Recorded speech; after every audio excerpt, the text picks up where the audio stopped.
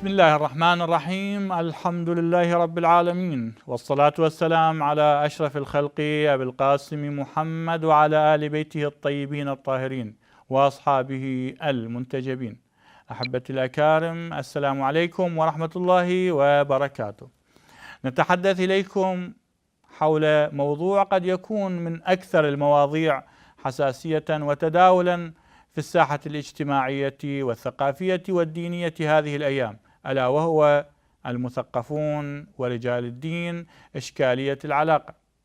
وهل فعلا هنالك إشكالية بين رجال الدين والمثقفون؟ وهل هنالك اختلاف في وجهات النظر؟ أم إنها إشكالية مفتعلة قد افتعلها طرف ضد طرف آخر؟ واقعا هذا ما سوف نتحدث عنه هذه الليلة بكل واقعية، بعيدا عن كل مجاملات أو محاباة.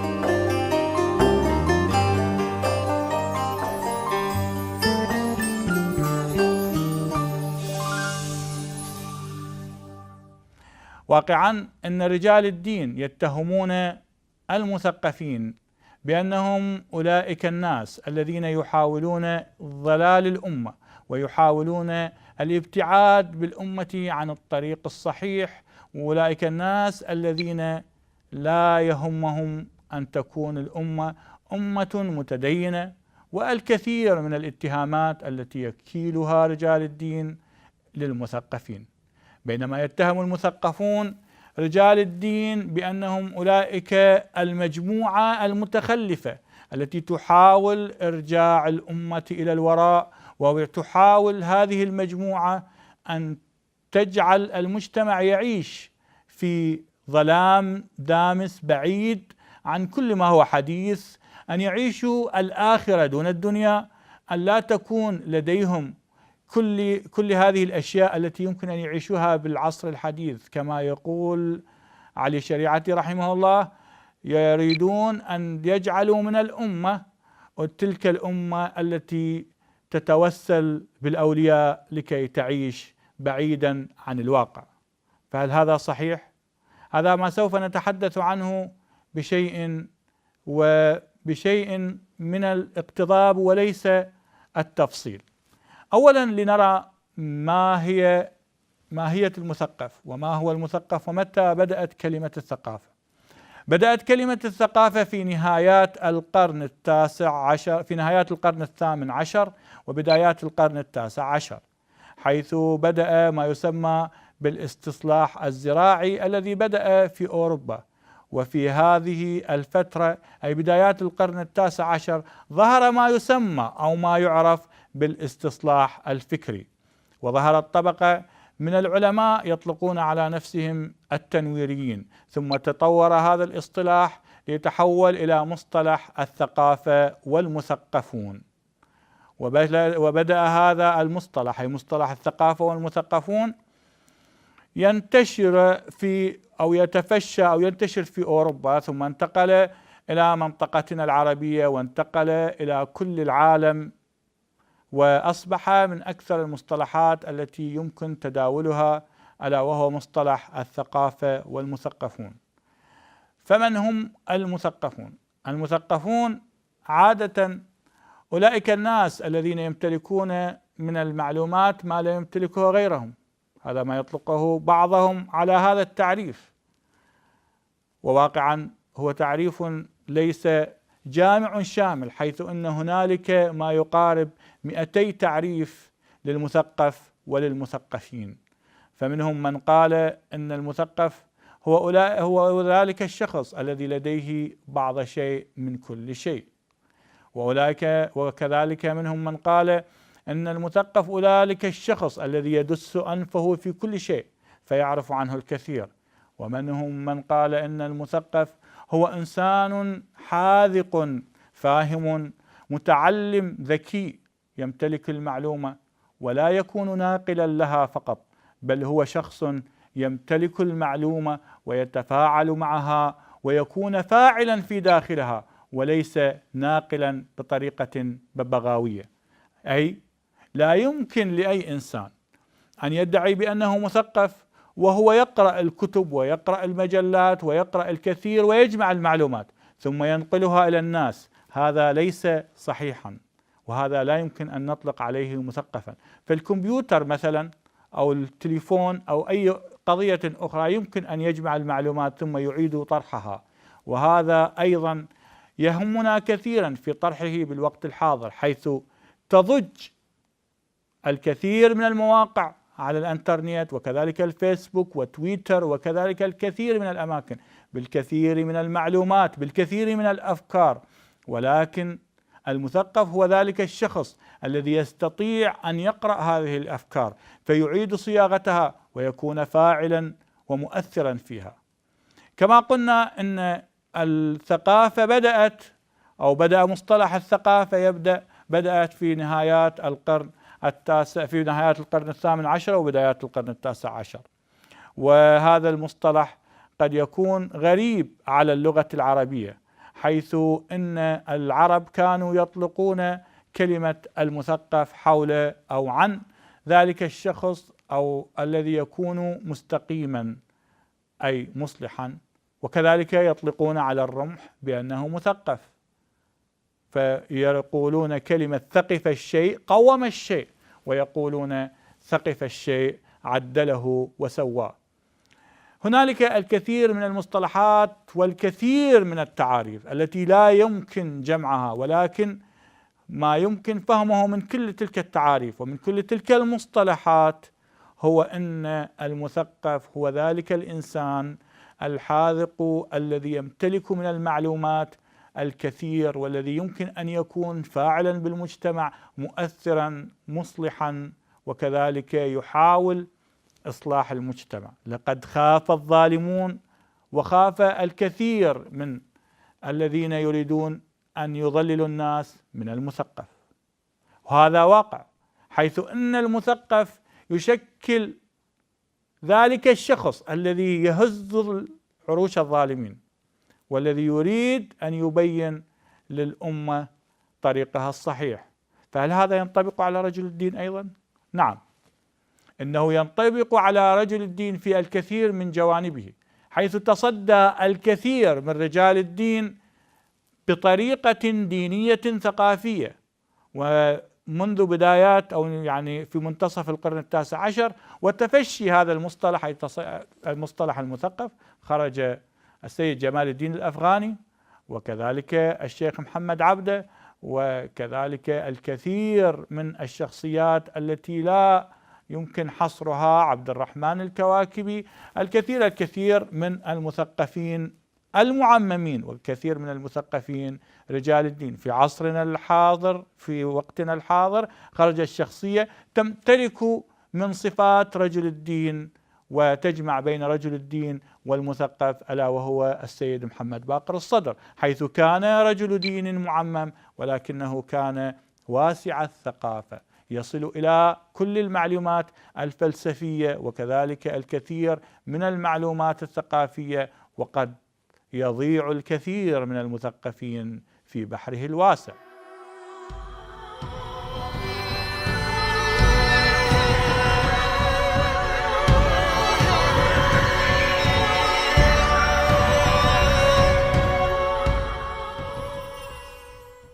الآن يجب أن نعرف المثقف تعريفا علميا، وكيف يصفه المثقفون أنفسهم.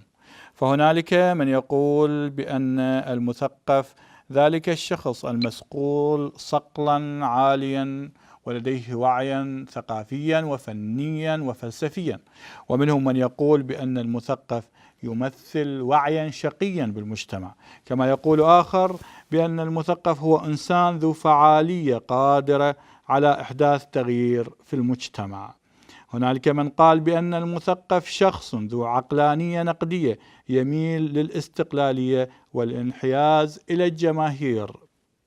المثقف هو المؤهل لتقديم العلم النافع والتحلي بالسلوك الفاضل المفيد لمجتمعه. قال آخر: كل الناس مثقفون ولكن ليس كل شخص وظيفته الثقافة. هنالك من قال المثقفون هم جماعة صغيرة من الملوك والفلاسفة والموهوبين الذين يتمتعون بالأخلاق العالية، وبالتالي هم يمثلون ضمير البشرية. قال أحدهم: المثقف من يتحلى بروح مستقلة محبة للاكتشاف وذات نزعة نقدية احتجاجية تشتعل أو تشتغل باسم حقوق الإنسان وحقوق الفكر. قال محمد أركون: المثقف من يصرح بالحق في وجه السلطة. أدوار سعيد وهو من المثقفين العرب الكبار يقول: المثقف من يعكر صفو الأمة. فهل هذه المصطلحات تنطبق على رجل الدين بوجه من الوجوه؟ نعم، إنها هذه المصطلحات وهذه التعريفات التي قرأتها على مسامعكم تنطبق في بعض جوانبها على رجال الدين أيضا. أقصد برجال الدين أولئك رجال الدين الرساليين. كيف ينتقد المثقف رجل الدين؟ إن المثقف لا ينتقد رجل الدين الرسالي الواعي الذي قاد الأمة والذي حقق الكثير من التغييرات السياسية ووصل بالأمة إلى مراتب متقدمة كما حدث في بعض الدول، بل يصف المثقف رجل الدين أولئك أو ذلك الرجل الخطيب الذي يرتقي المنبر أحيانا لكي يتعيش على قصة من قصص الطف، أو كذلك الرجل الذي يتعيش على المنبر والذي لا ينتمي لمؤسسة دينية، وقد يكون لا ينتمي أيضا لجهة فكرية في الدين، فيحاول جاهدا المثقف الذي وصفناه في التعريفات السابقة، المثقف الذي وصفناه في تعريفات كثيرة، أن ينتقص من رجل الدين وينسى تماما بأن التعريفات التي ذكرناها على مسامعكم والتعريفات الأخرى، وكما قلت هنالك 200 أو أكثر من 200 تعريف لمصطلح مثقف وثقافة، فهذه المصطلحات تنطبق على رجل الدين في الكثير من جوانبها. فيحاول دائما المثقف أن يبتعد عن الواقع فينتقد أشباه رجال الدين أو أولئك الناس الذين يتلبسون في الدين كبعض الخطباء البسطاء أو بعض الروزخونية. ومن أولئك الناس الذين انتقدوا رجال الدين أو الذين يحسبون على الثقافة والمثقفين من أولئك الناس الذين انتقدوا الخطاب الديني بلذاعة وبقوة وبصراحة. الدكتور عالم الاجتماع الدكتور علي الوردي، حيث انتقد الدكتور علي الوردي المؤسسة الدينية، وكان في بعض انتقاداته قد يكون محقا، ولكن نسي المثقفون أيضا كما كتب الدكتور علي الوردي حول وعاظ السلاطين وكتابه وعاظ السلاطين الذي انتقد فيه أولئك الخطباء أو أولئك رجال الدين الذين ينتقدون، الذين يتملقون أو يتقربون إلى السلطة لكي يعيشوا أو لكي يتكسبوا من هذا، فسمى كتابه وعاظ السلاطين المعروف الكتاب الذي يتداوله الكثير من المثقفين. ولكن نسي المثقفين تماما بأن علي الوردي كتب كتابا آخر وهو أسطورة الأدب الرفيع، حيث ينتقد المثقفين في كتابه المعروف أسطورة الأدب الرفيع. أنا لا أريد أن أخوض في قضية الدكتور علي الوردي ونقوده لما لها من مؤاخذات ولما لها ولا ما عليها، ولكن من خلال هذا أقول بأن الكثير من المثقفين العرب خاصة ومثقفين وأنصاف المثقفين أيضا ينتقدون المؤسسة الدينية من خلال ما كتبه الدكتور علي الوردي أو ما كتبه الدكتور علي شريعتي، وواقعا بأن الدكتور علي الوردي هو مقلد سيء أو مقلد غير جيد للدكتور علي شريعتي، بينما يتهم الكثيرين الدكتور الكبير المرحوم علي شريعتي بأنه كان يقلد ماركس ويأخذ الكثير من الأفكار التي ذكرها ماركس. إذن فالثقافة في كثير من أبعادها هي معلومات متداولة، معلومات متناقلة. فهنالك الكثير من المثقفين من يفغر فاه يتعجب من الحضارة الغربية أو يتعجب من أشياء كثيرة، متناسيا بأن الثقافة يجب أن تكون وليدة في الأمة ويجب أن تكون نتاج الأمة. فلا يمكن لأمة من الأمم أن تتسنم وتقود الأمم أو تقود نفسها على الأقل إن أتت بثقافة مستوردة. ما يذكره الدكتور علي شريعتي في أحد كتبه يقول: كان هنالك حضارتان، الحضارة الفارسية وكذلك الحضارة الرومية أو الحضارة اليونانية، ونشأ تحت هاتين الحضارتين دولتين صغيرتين وهم المناذرة والغساسنة، وكان المناذرة مقلدين سيئين للحضارة الفارسية، فنشأت حضارة أخرى عند المناذرة قلدوا فيها الحضارة الفارسية بحذافيرها بكل حيثياتها، حتى أخذوا يتحدثون أحيانا ببعض الكلمات الفارسية لكي يقلدوا تلك الحضارة. وكذلك بدأت أيضا هنالك حضارة بسيطة أيضا وأخذت تقتبس من الحضارة اليونانية ومن القياصرة، ألا وهي الغساسنة، ألا وهم الغساسنة عندما حاولوا تقليد الحضارة الأخرى أيضا فشلوا. ولكن عندما ظهرت حضارة بسيطة وناشئة كما يعبر الدكتور شريعتي في الجزيرة العربية نابعة من وعي الأمة، ألا وهي حضارة وبداية تأسيس أمة الرسول الأكرم محمد صلى الله عليه وآله وسلم، حيث نشأت بهدوء جميل ورائع، ولكنها قادت الأمة وحققت الكثير. لماذا؟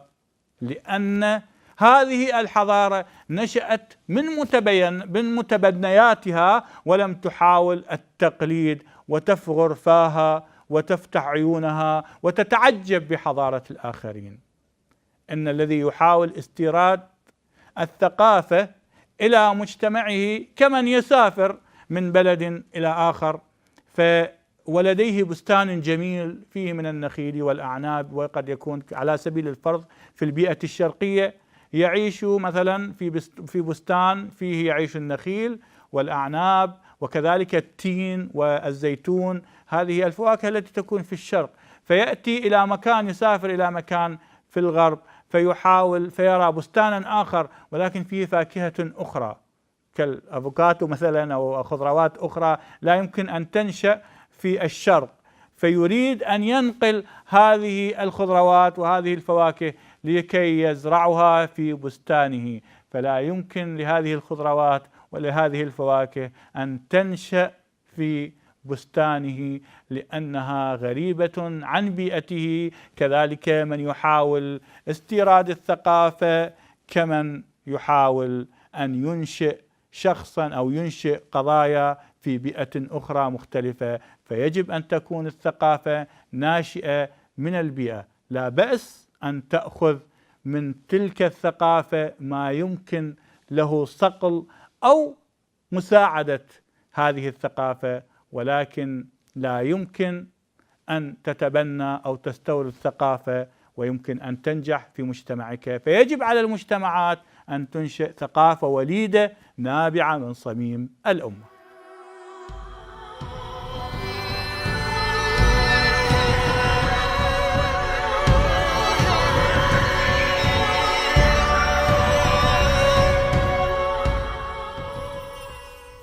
نجد أن بعض المثقفين يحاولون انتقاد أسوأ النماذج في المؤسسة الدينية، متناسين ما تقدمه هذه المؤسسة من خدمات جليلة وكذلك بعض رجال الدين، ويحاول أيضا رجال الدين أن ينتقدوا أسوأ النماذج في المؤسسة الثقافية.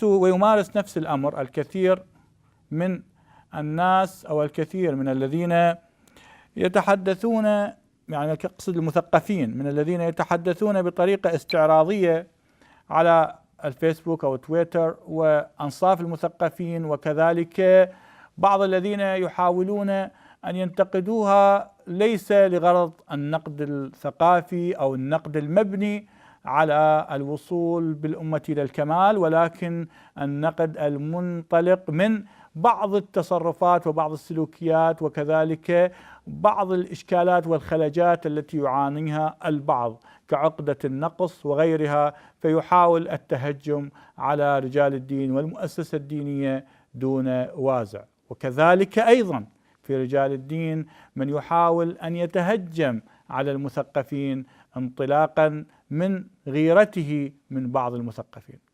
فهل هذا صحيح إلى حد ما؟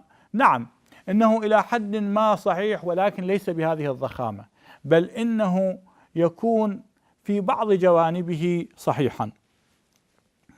ونتمنى أن يكون هنالك ما يسمى بالتلاحم الفكري بين رجال الدين وبين المثقفين، وخروج الشهيد المطهري وكذلك شخصية كشخصية الشهيد المطهري، وكذلك شخصية كشخصية محمد باقر الصدر، وكذلك شخصيات أخرى، محمد إقبال. التاريخ والتاريخ الحديث مليء بالمثقفين الدينيين الذين حاولوا التغيير وحاولوا إصلاح المجتمع وحاولوا بالرقي بالمجتمع لما هو أفضل.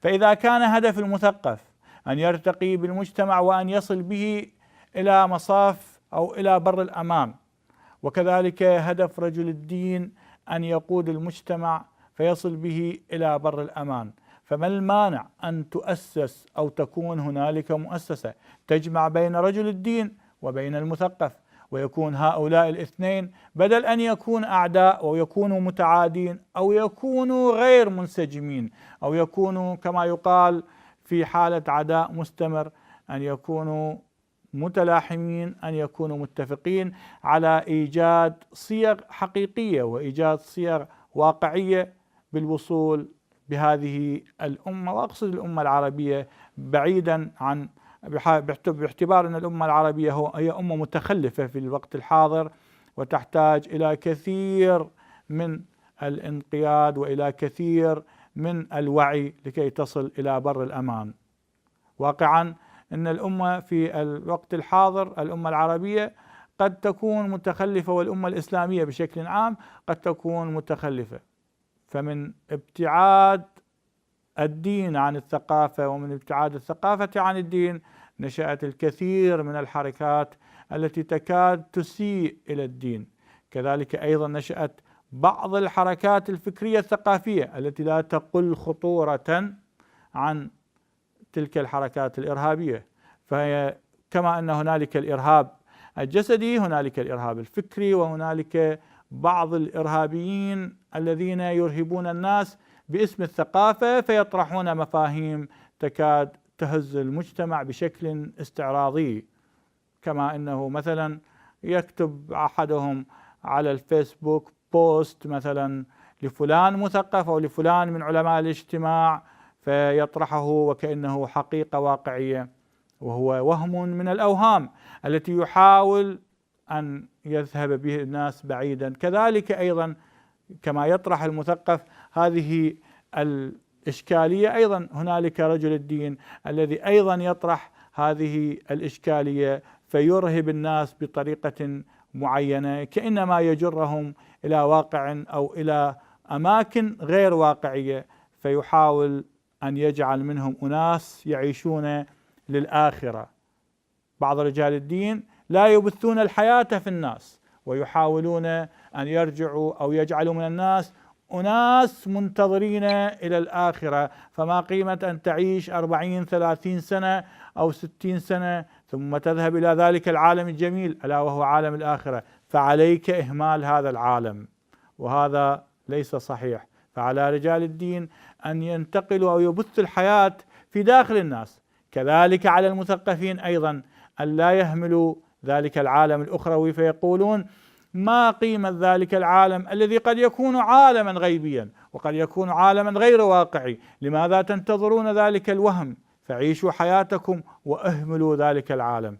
وواقع الحال كلا النظريتين لا ترتقي بالإنسانية لواقعها الحقيقي، كما قال أمير المؤمنين عليه السلام: اعمل لدنياك أو اعمل لدنياك كأنك تعيش أبدا، واعمل لآخرتك كأنك تموت غدا.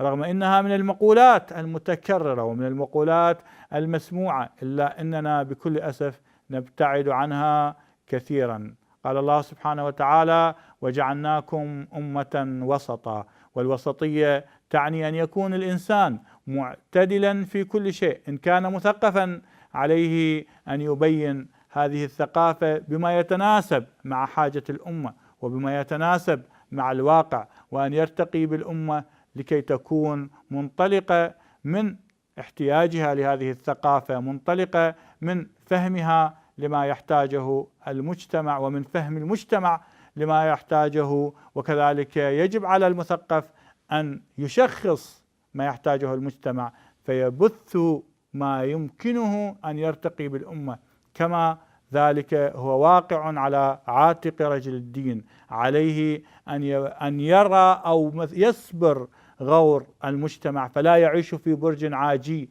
بعيدا عن احتياجات المجتمع وبعيدا عن كل ما يحتاجه المجتمع. كذلك على المثقف أن لا يعيش في برج عاجي، فكما يعيش بعض رجال الدين بعيدين عن المجتمع، بعيدين عما يحتاجه المجتمع، كذلك الكثير من المثقفين يعيشون بين أوساط الكتب وبين معرفتهم، فيترفعون عن الخوض أو تشخيص ما يحتاجه المجتمع، وبكل صلافة يقولون بأننا لا نريد أن نحدث عوام الناس، فعوام الناس ليس من مستوانا أن نحدثهم، وهذا خطأ. فالمثقف هو ذلك الإنسان الذي ينغمس في المجتمع فينطلق منه وينطلق بالمجتمع بأفكاره وبكل ما يمكن للمجتمع أن يفهمه لكي يعيش مجتمعا سعيدا. هذا كله يقع على عاتق المثقف وعاتق رجل الدين، فدعوتنا أن يتلاحم هذين الطرفين فيشكلان قوة يمكنها أن تقود الأمة ويمكنها أن تصل بهذه الأمة إلى بر الأمان. وكما قلت، لا سيما في مجتمعنا الإسلامي وفي الأمة الإسلامية التي يمكن لها أن تقود الأمم وتتسنم قيادة الأمم متى ما اتفق المثقفون ورجال الدين على رؤية واحدة مشتركة. وكذلك عليهم أن يبتعدوا عن الخلافات التي لا تمثل واقعا حقيقيا. فأنا أقول التقريب بين المثقف ورجل الدين قد يكون من أهم القضايا، وقد يكون أهم من قضية التقريب بين المذاهب.